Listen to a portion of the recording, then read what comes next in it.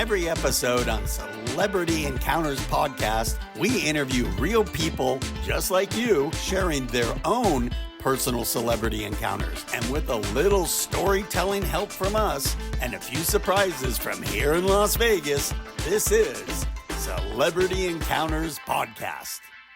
Hey there, I'm Alan Gerstner. I'm Harlan Friedman, and we are here. Celebrity Encounters Podcast. Boop-a-doop-boop. It's always the best. Always the best in the West. And we have a special guest with us today. We have a letter. What do you mean we have a letter? Well, aren't you S? IRS. IRS. I am S. Well, Wait a second. I'm not a fan. Wait, we got the IRS on the phone? Okay, I am S. Okay, that's better. Okay. Are you is S? I is S. Wait, now he's ISIS? Oh, my. My God. You know, it's gone from bad to worse. So, Alan, you got to be careful on these bookings you got going on here. So, we see the Hollywood sign in the background. I guess your story takes place in Hollywood? Actually, no. I just figured that we were doing celebrity encounters. I would pretend I lived in LA. Actually, this happened in Salt Lake City, Utah. My encounter I'm about to tell you about. Home of the Mormons. Some are more men than others. Oh, that was good. That was good. All right, let's jump into it. Tell us. Although I do remember one celebrity who got arrested for when he came out of a gay bar. I don't know exactly what he had done, but Paul Lynde was in Salt Lake City. He was in Salt Lake and got arrested for some kind of behavior after he came out of a gay bar. So, Paul Lynde was always my favorite on Hollywood Squares. You're all animals. Yes. Oh, that was good. Yes. That was very good. All right, let's not talk about Paul Lynde more. Let's dive bomb into, where were you when this celebrity encounter happened? I was, there was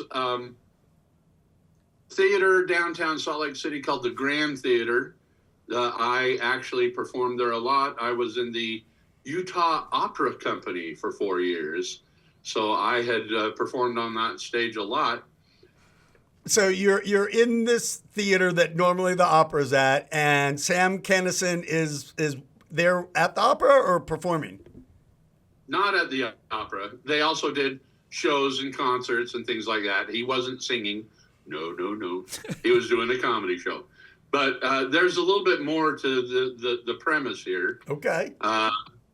When I lived in Salt Lake back in '85, I believe, I started doing stand-up comedy. Oh. Yeah. And I hooked up with a bunch of other comedians in Salt Lake. There were about 30 of us. Okay.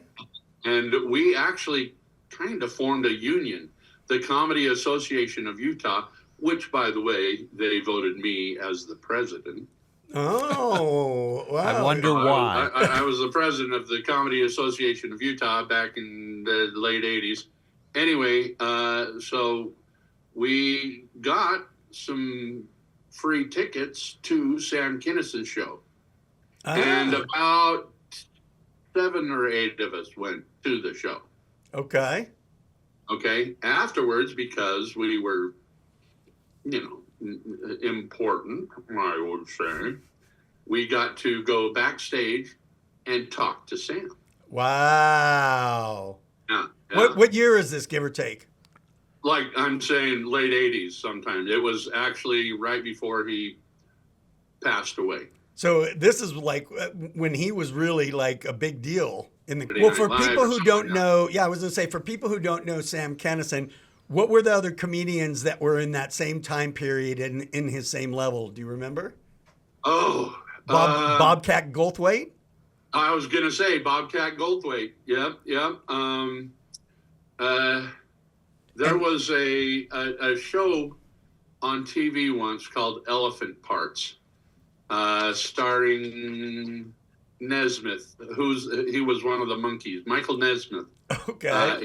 He produced it, and it was an hour-long comedy show, and Sam did a part in it, I believe, and so did Bobcat Goldthwait, and there was there was a lot of people. I believe Sinbad. That, Sinbad, or not Sinbad. The guy who was the guy who used to smash the voice things? Of Iago. There was a comedian that used to smash, a prop comic that was really Gallagher. Oh, Gallagher. Gallagher was part of that same time period. Yeah. So was the guy who was the voice of Iago in Gilbert Gottfried. I love Gilbert Gottfried. Yeah, he was terrific. Yeah, he was big back then. He was part of that time too. So and if people don't know Kinison, do you know what his catchphrase? Oh! And he would scream, and his face would turn red, and yeah. You could never talk to Sam Kinison. He would scream. He would everything. scream back at you. Yep. All right. So you're backstage with Sam. Yep. And he'd been doing comedy for a long time, and like I said, this was close to the end of his career because his life was sadly ended. I believe it was a car accident. I could be wrong, but it wasn't too long after this encounter that he was no longer with us. So this, like I said, late 80s. It was, so maybe it was even early 90s that I saw his last, because it was really. So let's go backstage again. You're backstage. Did you guys talk to him? Yeah. And? Well, he asked us if we had any advice. No, we asked if he had any advice for us. And do you remember what he said? Oh, yes. He yelled at him. What? He yelled at you. No, just the opposite. What'd he say? What'd he say? He said, save your voice. Oh, save your voice. He said, if you want to be a good comedian, save your voice. I think that he was so tired of doing the all the time, and it was hurting his throat and his voice. So that was his advice: save your voice. Wow. I'm wondering because, I don't remember seeing him prior to when he became the screaming comedian. And he wouldn't just scream the oh. He'd scream a lot of stuff right. of what his comedy was to really punch that, moment type of right. thing. But so during his show, he didn't do any of that, right? It was very light. Okay. If he did it at all, I was thinking he's not doing it as much as, we were expecting.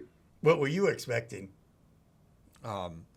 Not the light version. You would have expected, yeah, right? Because every time I had seen him on TV, he was always, ow, ow, ow. Well, yeah, he's performing for the millions of viewers then. He's got to keep up that persona. Yeah. When he was in a crowd, in front of a crowd of people from Salt Lake City, he didn't have to go all out with his So one of my favorite lines that he ever did was when he was doing. I saw him on TV doing stand-up, and he was talking about how his friends wanted to go out and party, and he said that he couldn't because his wife has him by a certain body part, and if you drive by my house, just come inside and kill me because I can't get out. Oh, just kill me. Pretty fun. He was hilarious, yeah. So I don't know. So I lived in Hollywood in the early days of when S is talking about, and my next door neighbor was a road comic. And a lot of comics would come over to his place and hang out. And we lived right across the hallway from each other. And, even like Seinfeld. That's exactly right. That's exactly. I was Kramer. You were Kramer. I was Kramer. Yes, and so I could see you sliding across the. I did slide across. So there was one time of many times where he'd have a bunch of people over and it would get loud and it would be late because they would all come over after their last shows, come 1, 2 o'clock in the morning kind of thing. And, I wasn't the guy sliding across and knocking on the door saying, hey, shut up in there. I wanted to go in because I always knew it was going to be fun. So, I knock on the door and Ronnie would open and he's like, you want to come in? I'm like, please. And I go in there. Now, mind you, I am terrible with names. And at that moment in time, Kinison was in the room with a bunch of other people. I won't mention their names. But he was in there, and I, honest to God, thought it was Meatloaf. Oh, jeez. And so I'm like, oh, my God, Meatloaf, it's awesome. And Kinison's like, and of course, he's like, with words coming out of his mouth. And Ronnie's just like glaring at me. He's like, really, dude? And I'm like, oh, my God, I meant Kinison. I'm so sorry. Yeah, that was my moment of shame. And then Ronnie looked at me, looked at him, and Ronnie was like, I'm like, okay, I'll leave. So I left. Get out. Yeah, there was no coming back from that bad one. But That don't was they a look faux kind pas. of alike? Big faux pas. They look kind of alike, Meatloaf and Kinison. At that time? I could see a likeness. Yeah, see? Yeah. I'm not as big a moron as people think. So, well, maybe I am, but... So, have you now, since you're doing stand-up and amongst other things, it sounds like, did you take his advice to heart? I don't know if I can say that I did because I kind of changed up my act so that I was doing stand-up comedy and I was singing and I was doing balloons all at the same time. Oh, that I would like to see. I don't know. I never yelled. I was never a yeller.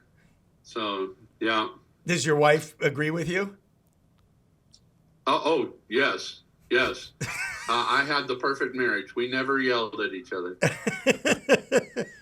And if True you story, believe true that, The look on his face was perfect. Said it all. Wink, wink, nod, nod.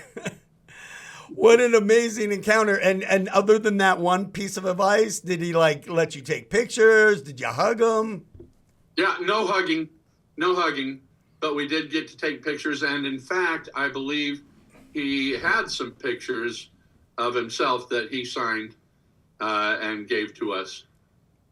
That's super cool. I don't remember where I would have put mine. I had a storage unit that was destroyed by a flood, and I think it was in there. Oh. and that picture was yelling, "Ow, ow, ow!" Oh, oh, oh.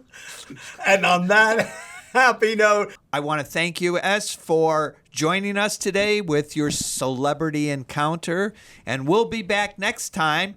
I'm Alan Gersner, I'm Harlan Friedman. and we'll see you next time on Celebrity Encounters Podcast. Yeah, what he said.